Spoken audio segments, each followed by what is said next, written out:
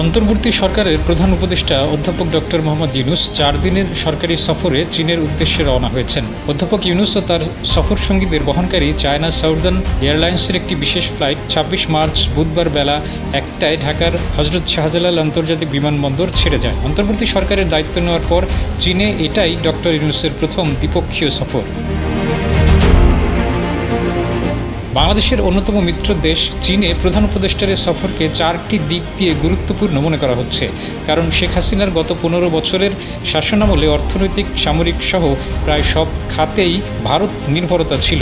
সেই নির্ভরতা থেকে ধারাবাহিকভাবে বাইরে আসার চেষ্টা করছেন ডক্টর ইউনূসের নেতৃত্বাধীন অন্তর্বর্তী সরকার, যার ফলে প্রধান উপদেষ্টার এই সফরকে গুরুত্বপূর্ণ মাইলফলক হিসেবে দেখা হচ্ছে। ধারণা করা হচ্ছে এই সফরে দেশটির সঙ্গে সামরিক ও অর্থনৈতিক সহযোগিতার পাশাপাশি গুরুত্ব পাবে